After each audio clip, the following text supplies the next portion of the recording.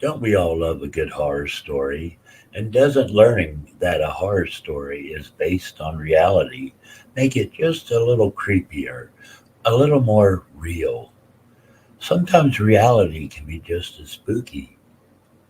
Here's a story that Ruth Ann Music gives us in the Telltale Lilac Bush. She tells this story called The Legend of Boiling Springs. Now, Ruth Ann Music was a scholar of folklore, history, and stories, and she taught at Fairmont State College back in the day.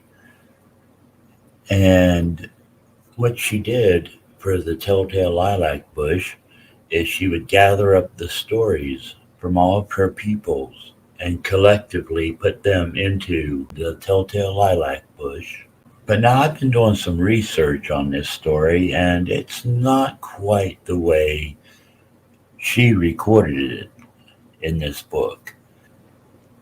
So I've looked up the records and everything behind it, and I'll tell you the story that Music gives in her book, along with some random photos to recreate her version of the story. And then I'll come back and give you the true story with the actual photos. She titled hers The Legend of Boiling Springs. About 20 miles east of Parkersburg on US 50, there is an old dirt road. About 14 miles out that road is a huge, very dilapidated old hotel. Many years ago, this hotel was one of the most popular resorts in West Virginia. It was called Boiling Springs and was famous for its healthful mineral and sulfur springs. People from all over the eastern part of the United States came here. Suddenly, though, the resort began to lose popularity, but there is a story that might explain it. Once there was a man staying at a hotel by the name of Grayson. He fell in love with a very lovely lady who was also staying there. Her name was Pearson. Another man named Miller, who was staying there, also fell in love with Miss Pearson. One day, Mr. Grayson saw Mr. Miller with Miss Pearson, and it made him very jealous. A few days later, the two got into a heated argument over the woman. The argument soon developed into a fight, and the men fought so fiercely that they did not notice how close they were to the edge of the cliff, which was in front of the hotel. They both fell over the cliff and both died about an hour later. Miss Pearson, who actually loved Mr. Miller, was so grieved over the death of her lover that she killed herself by leaping off the cliff. Soon the resort began to lose business. People began to hear weird noises in the hotel at night. Within a year, no one would go near the place because it was believed to be haunted. That's the ending of her story. And I was intrigued by this story because it involved actual names and locations, but I was able to use those details to actually discover the real story behind it. Now, I could not find any references to a Boiling Springs, West Virginia, that fit the location described in the story.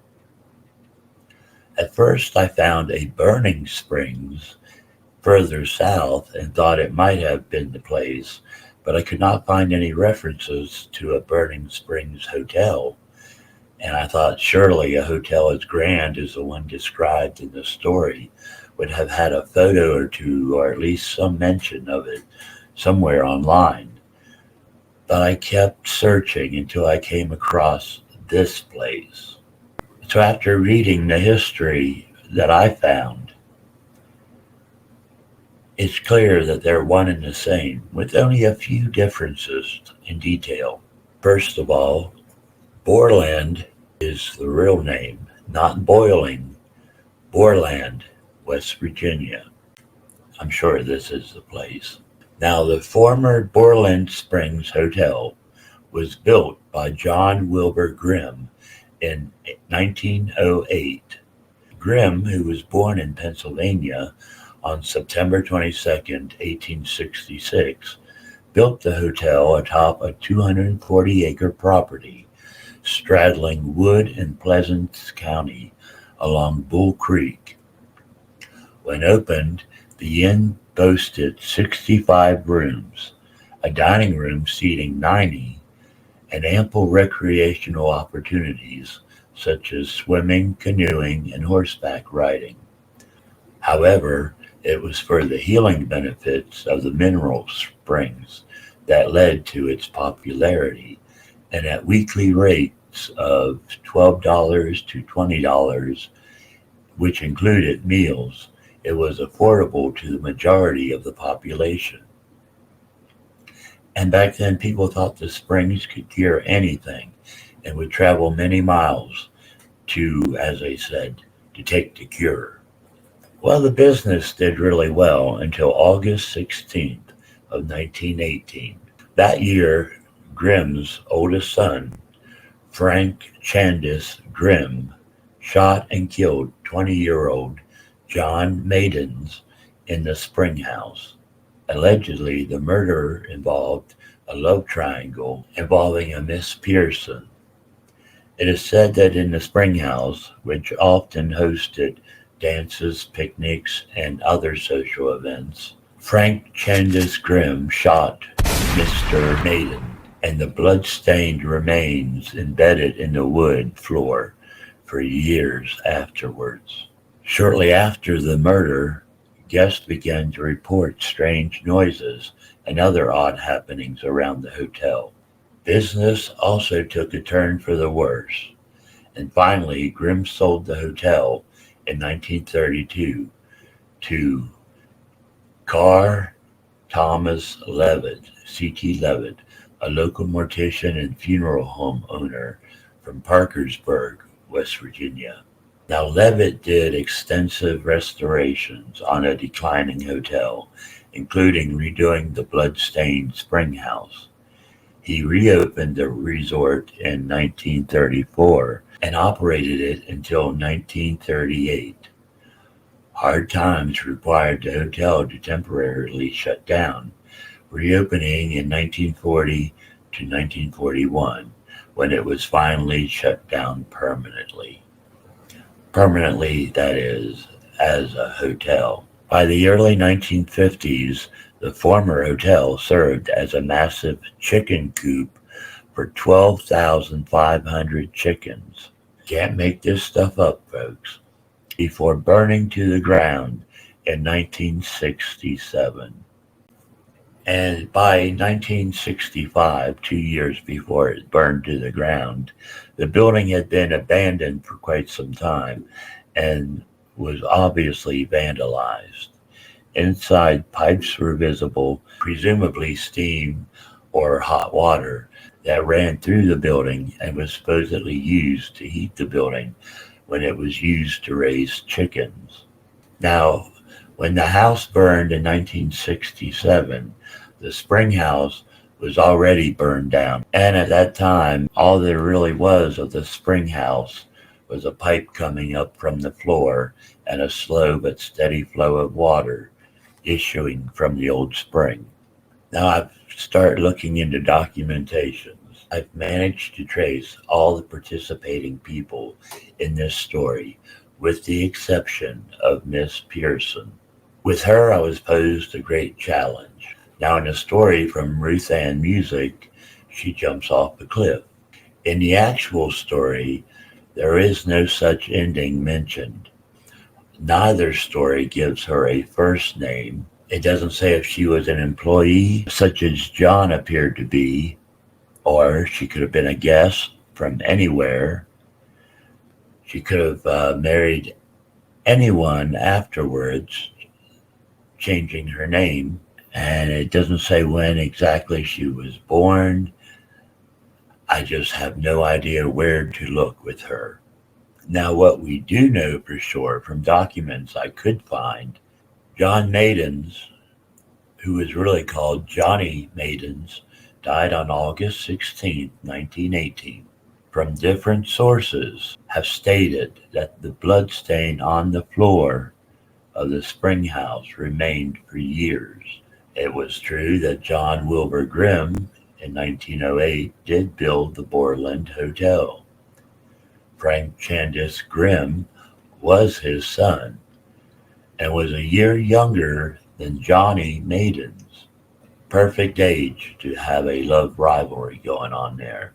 Johnny was 20, Frank at the time was 19. The hotel declined and closed after all these events. It was doing good up to that point.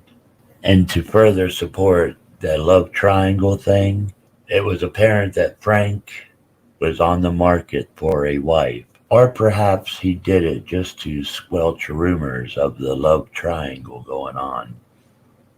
But he never married Miss Pearson. She just kind of fades from view, whether she jumped off the cliff, as in Ruth Ann Music's version, or if she went on to get married, it's not known. But rather, Frank married Desi Buell Ingram. They were married on October 17th of 1918 in Pleasants County, West Virginia, just a short 2 months after the murder. It seems that they might have been a bit rushed to get married, maybe to put this story behind him. But it does not end there, because it may have been at that marriage ceremony where the mother of the groom, Wilbur Grimm's wife, Mary Hester, caught the flu during the Spanish flu outbreak and died on October 29th, 1918, 12 days after Frank and Desi's marriage.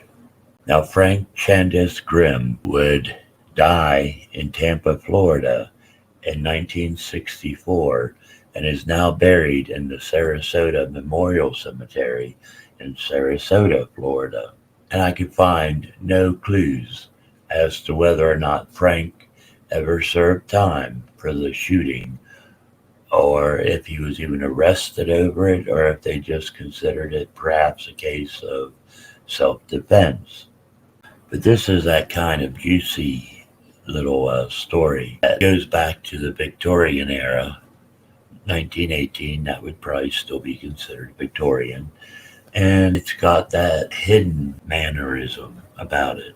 Like perhaps the Grimm family had the money to possibly cover up the situation, make the problem go away, so to speak. But the problem did not go away. Today, the property sits outside of the Mount Wood Park campgrounds and is still rumored to be haunted. You see, they believe that John, aka Johnny Maidens, might have put a curse on the once prosperous hotel and is now doomed to walk the property for an eternity, going possibly unavenged.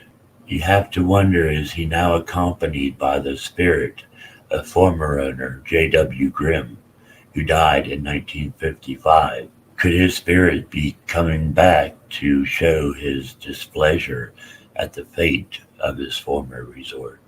This haunting has been going on now for 105 years, and it's still going on. And now you know the rest of the story.